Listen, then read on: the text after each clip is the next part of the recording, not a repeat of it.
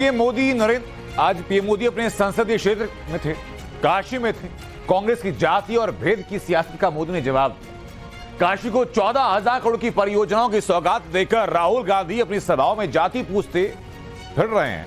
वहीं मोदी कांग्रेस के जाति वाले राग को अपने काम से काउंटर कर रहे हैं। सवाल यह क्या कि 2024 के रण में जाति वाला कार्ड क्या कांग्रेस की मजबूरी बन गया? निशाना है कहां? पीएम मोदी के विकास, धर्म की काट क्या कांग्रेस की जातीय राजनीति में कहीं दिखाई पड़ती है? इस रिपोर्ट में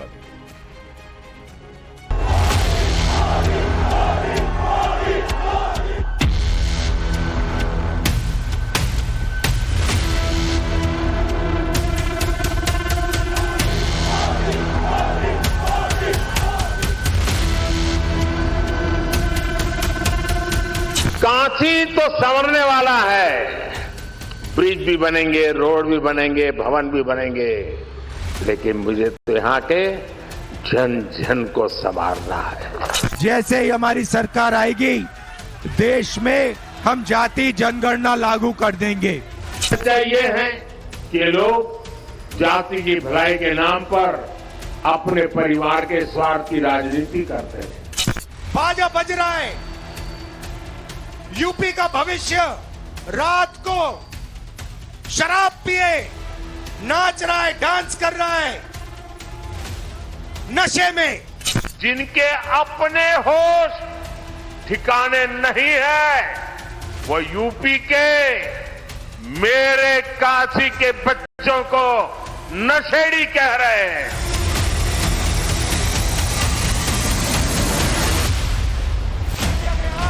गुस्सा, खींच और बेचैनी अब बांधे नहीं बनती। सत्ता से एक दशक का वनवास अब काटे नहीं कटता।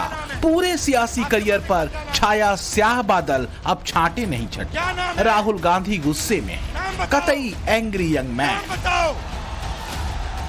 आप हार मान गए और 24 घंटा जय श्री राम, जय श्री राम, जय श्री राम। पीएम मोदी अपने संसदीय क्षेत्र काशी पहुंचे तो स्वागत भव्य हुआ। दिन ज्यादा नहीं बीते जब इसी काशी में मोहब्बत की दुकान वाली राजनीति सजी। कांग्रेस नेता राहुल गांधी ने जाति वाले कार्ड को फेंटा था। उसी काशी में मोदी ने एक बार फिर 14,000 करोड़ रुपए की 36 परियोजनाओं की नींव रखी।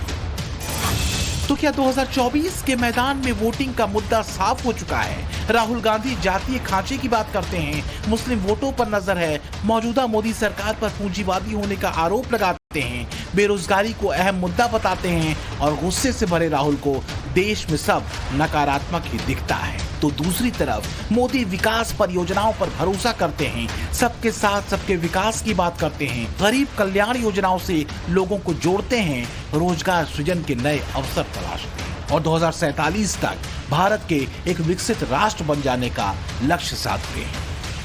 हमारा सिक्योरिटी वाला बेचारा गाड़ी के नीचे आ गया, उसका पैर नीचे आ गया। हमने पहला काम किया, भैया जाके एक्सरे कराओ। पहला काम एक्सरे, मतलब जाति जनगणना।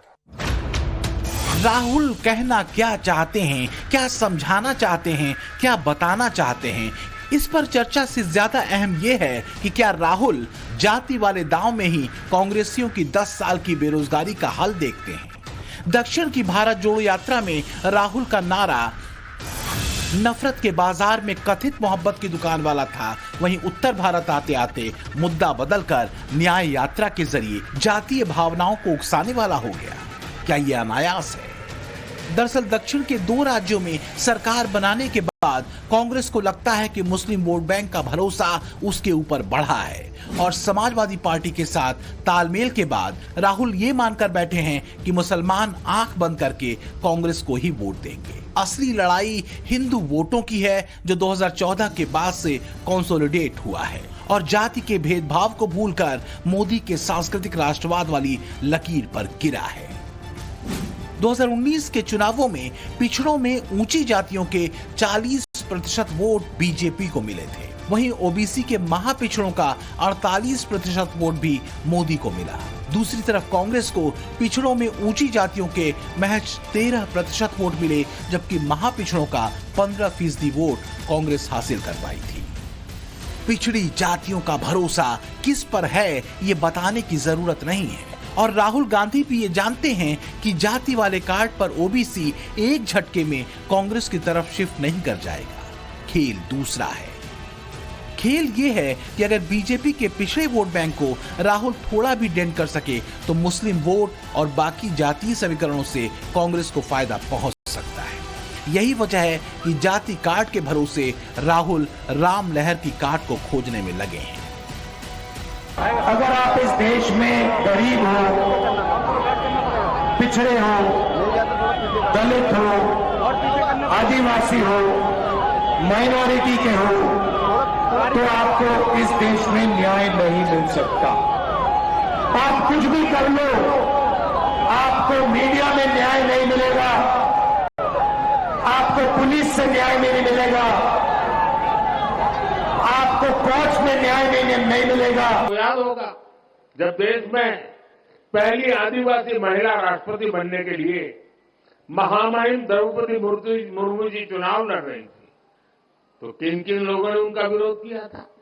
वे सब की सब यही परिवारवादी पार्टियां आई थी जिन्हें चुनाव के समय दलित, पिछड़ा, आदिवासी अपना वोट बैंक नजर आने लगा। तो क्या राहुल का लक्ष्य 2014 के बाद से हिंदुत्व वाले बैनर के नीचे एक हुई अलग अलग जातियों को अपने पाले में करने का है? इसलिए जाति का राग है जिसका जवाब मोदी अपनी कर्म साधना से देते हैं, और मुस्लिम वोटों के तुष्टीकरण का जवाब मोदी सांस्कृतिक गौरव वाले अध्याय में खोजते हैं। बनारस की जमीन पर खड़े होकर पीएम मोदी ने यूपी और वाराणसी के युवाओं पर की गई राहुल गांधी की एक टिप्पणी का जवाब भी दिया और कड़क अंदाज में दिया।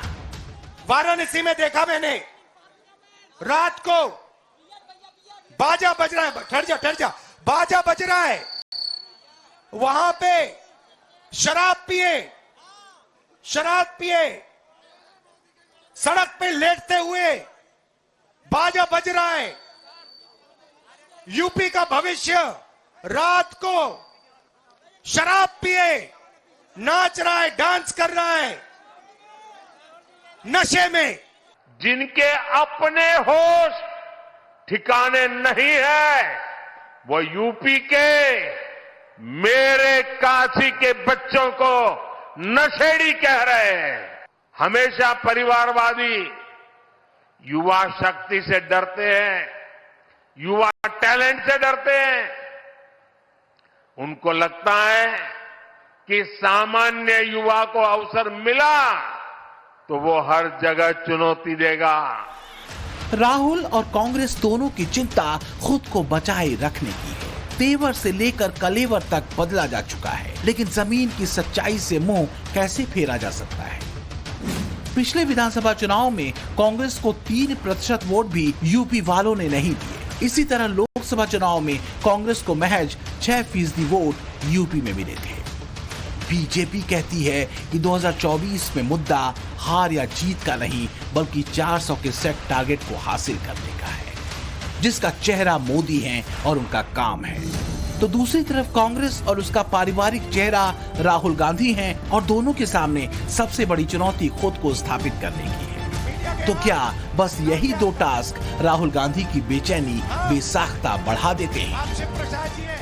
बाबा जोन चा झालन ओके के रोक पावेला। ब्यूरो रिपोर्ट, टाइम्स नाउ, नव भारत।